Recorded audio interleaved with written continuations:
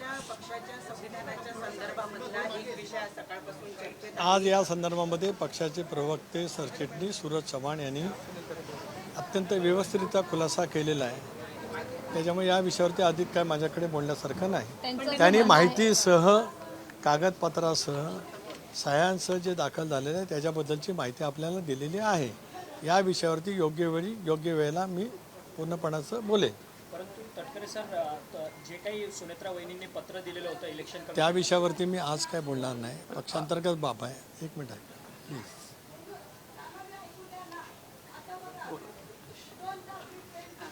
वहिनी आमच्या पक्षाचे अध्यक्ष आहेत.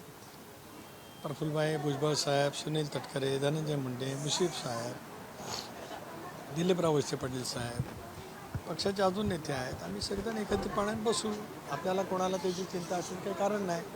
दादांच्या स्वप्नातला पक्ष त्याच ताकदीने पुढे नेण्याचं काम आमच्या सर्वांचं आहे आणि आम्ही पूर्ण ताकदीने नेऊ.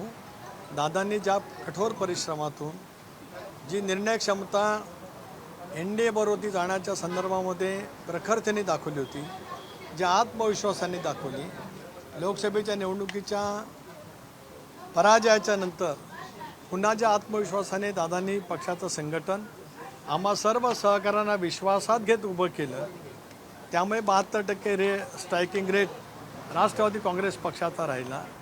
उद्याच्या भवितव्याच्या कालावधीमध्ये जो प्रसंग आमच्यावरती आला आहे, ज्याच्यातून आम्ही सगळेजण खूप हळवेही आहोत. आमच्या मनामधल्या त्या संवेदनासुद्धा आजही जागृत आहेत. माझं तर दादांचं गेले 35 वर्षाचं जीवाभावाचं नातं आणि त्याच्यामुळेच अनेक घटनांचा मी साक्षीदार आहे. अनेक वेळेला आम्ही वेगवेगळ्या विषयाच्यावरती बोललेलो सुद्धा आहोत आणि त्याच्यामुळे दादांच्या स्वप्नातला पक्ष पुढे ताकदीने नेणं सुनेत्रा वहिनींच्या नेतृत्वाखाली हे आम्हा सर्वांचं काम आहे. ते आम्ही नेत्यांनी त्या ठिकाणी करू. धन्यवाद.